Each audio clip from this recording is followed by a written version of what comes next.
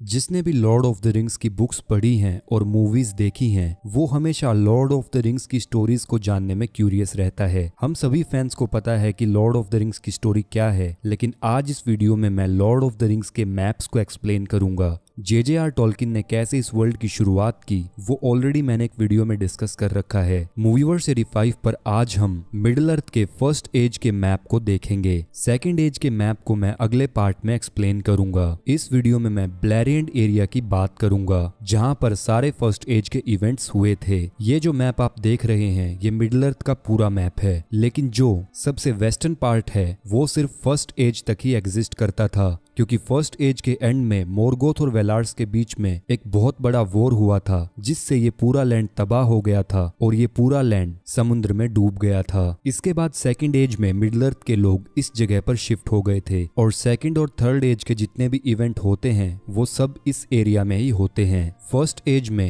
एरानोर और एरियाडोर का जितना भी एरिया होता है वो सब एक फॉरेस्ट था जो थर्ड एज के आते आते सिर्फ फेंगुइन फॉरेस्ट तक ही रह गया था। आज इस वीडियो में हम सिर्फ ब्लैरियंट एरिया के मैप को देखेंगे। इसका एग्जैक्ट मैप यह है जिसमें फर्स्ट एज के सारे इवेंट्स हुए थे। इन इवेंट्स की शुरुआत सबसे पहले नॉर्थ ईस्ट में हुई थी। इस एरिया को लैमोथ बोला जाता था और ये वही एरिया था जहां पर अनगोलियंट और मोरगोथ के बीच में वॉर हुआ था। एक्चुअल में मोरगोथ जब 3 सिलमिल्स को चुरा कर मिडिल अर्थ पर वापिस आता है तब अनगोलियंत के साथ उसकी लड़ाई हो जाती है। यहाँ पर अनगोलियंत मोरगोथ को अपना प्रिजनर बना लेती है और बाद में बैलरोग्स आकर मोरगोथ को छुड़ाते हैं और वो अनगोलियंत को हराते हैं। लैमोथ एरिया के सबसे साउथ पार्ट में लेसगार्ड पोर्ट होता है। यह वही जगह होती है जहाँ पर फियोनोर वेलिनोर से कई सारे एल्फ्स को लेकर आया था ताकि वो मोरगोथ से वॉर लड़ सके और उससे 3 सिलमिल्स को वापस ले सके। लेसगार्ड पोर्ट पर पहुंचने के बाद फियोनोर ने सारी शिप्स को जला दिया था कि कोई भी एल्फ वापस वेलिनोर ना लौट सके।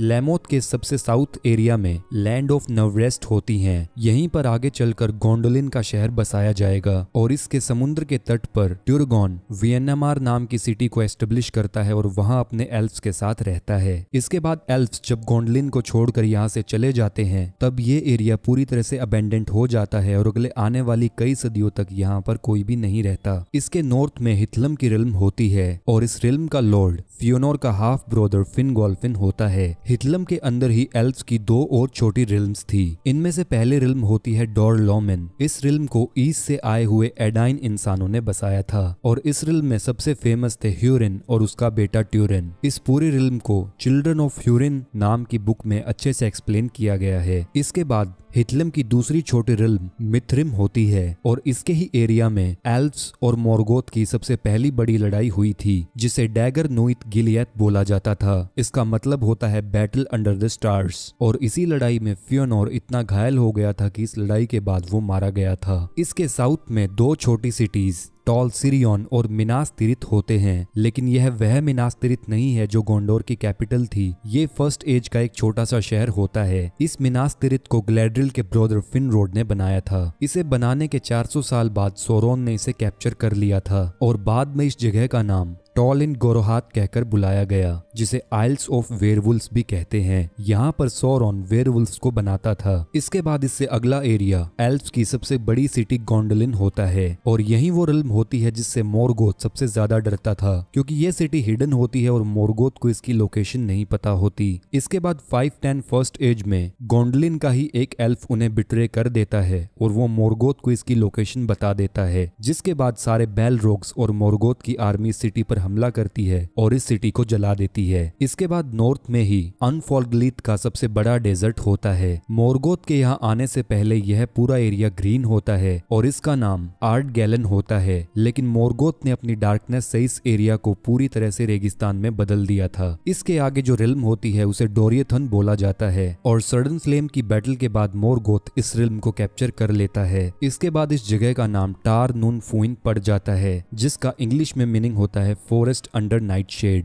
बैरन और वेरन का फादर बैराहिर इसी एरिया से आते थे, जिसके बाद वो ऑक्स के अगेंस्ट रेबल करते हैं और नाइट में ऑक्स को हंट करते हैं। ये डॉर्थोनियन के ईस्ट में लैड्रोस से बिलोंग करते थे। डैर्थोनियन के साउथ में एरेड गोरगोरोथ होता है, जिसे माउंटेन्स ऑफ टेरर भी बोला जाता है। इसे यह नाम इसलिए मिलता है क्योंकि अनगोलियंत इस एरिया में आकर रहने लगी थी और यहीं पर उसने कई सारी इविल स्पाइडर्स को जन्म दिया था और आगे चलकर इस एरिया के साउथ पार्ट को वैली ऑफ डेड कहकर बोला गया। आगे चलकर बैरन इसी एरिया से गुजरता है जब उसे लूथियन से मिलना होता है। ब्लैरियन के नॉर्थ मोस्ट एरिया को आयरन हिल्स बोला जाता था और इन्हीं माउंटेन्स में मोरगोथ ने अपना फॉरेस्ट एंगबैंड बनाया था। ब्लैरियन के नॉर्थ ईस्ट में लोथलैनियन की रिल्म होती है। यहाँ पर हिल ऑफ हिमरिंग में मैदरोस, जो फ्योनोर का सबसे बड़ा बेटा था, वो यहाँ का लॉर्ड होता है। डैगर ब्रैकलेथ की लड़ाई के बाद भी यह सिटी आबाद थी और इसके सराउंडिंग सभी लैंड्स को मोरगोथ ने कैप्चर कर लिया था। इसके बाद जब वॉर ऑफ व्रेथ होता है तब इस रिल्म का कुछ पार्ट समुद्र में नहीं डूबता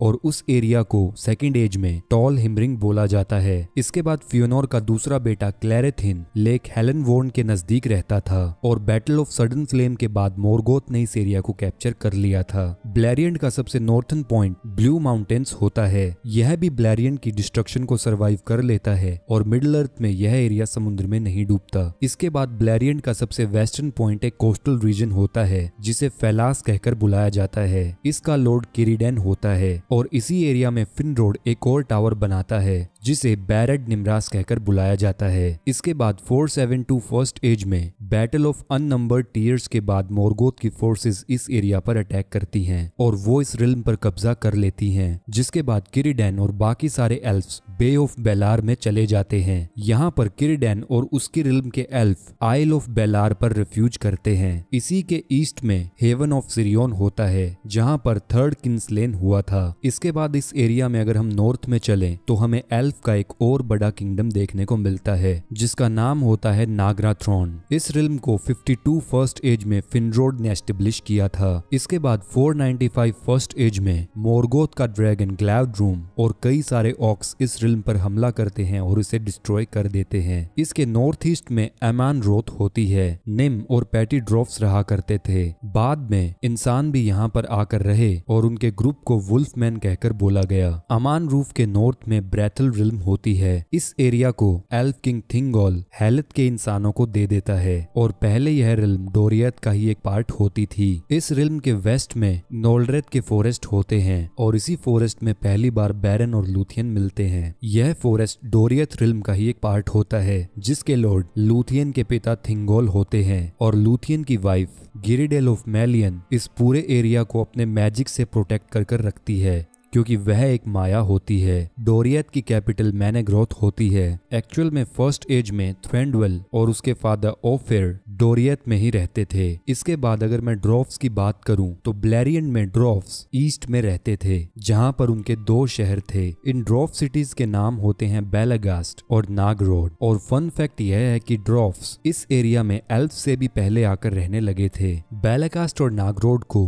बोनो की 2 फैमिलीज ने बसाया था। इन फैमिलीज का नाम होता है ब्रॉड बीम और फायर बियर्ड्स। ब्लैरियन की डिस्ट्रक्शन के बाद ये सिटीज भी सरवाइव कर जाती हैं और आगे चलकर ये भी सेकंड एज में मिडिल अर्थ का हिस्सा होती हैं। इसके बाद सेकंड एज में ड्रॉफ्स इन सिटीज को अबेंडेंट कर देते हैं और वो सभी खैजाडूम में आकर रहने लगते हैं। इसके बाद ब्लैरियन के साउथ में एमोन एरियत की एक लोनली माउंटेन होती है। यहाँ पर डैगर ब्रगलेथ में कैराथरीन हारने के बाद खुद की एक नई रिल्म बनाता है। इसके और साउथ में टावर इन इरिनाथ होता है जो कि एक मिस्टीरियस प्लेस होता है। यह एक डार्क फॉरेस्ट होता है जिसमें कोई भी नहीं गया और इसके बारे में कोई भी इंफॉर्मेशन नहीं दी गई। इसके बाद फाइनली ब्लैरियन की आखिरी रिल्म ओसिरियन होती है। यहाँ पर ग्रीन एल्फ्स रहते थे और रिंग्स ऑफ पावर का ऑरेंडियर कैरेक्टर इसी रिल्म से इंस्पायर्ड है। यह एरिया फर्स्ट एज में हुए सभी वॉर्स से बच जाता है लेकिन वॉर ऑफ व्रेथ के बाद यह एरिया भी समुद्र में डूब जाता है। इसके ही साउथेस्ट पार्ट में टॉल गैलन नाम का एक आइलैंड होता है जहाँ पर बैरन और लूथियन अपनी जिंदगी के आखिरी दिन गुजारते हैं और ये सारे रिल्म्स फर्स्ट एज में ब्लैरियंट की धरती पर होती हैं। वॉर ऑफ रेथ के बाद ब्लैरियंट का एक बहुत बड़ा हिस्सा समुद्र में डूब जाता है और जो बाकी बचा हुआ हिस्सा होता है उसे मिडिल अर्थ कहकर बुलाया जाता है, जिसे मैं नेक्स्ट पार्ट में एक्सप्लेन करूंगा। If you like this video then hit the like button and subscribe to my channel. Thank you, take care.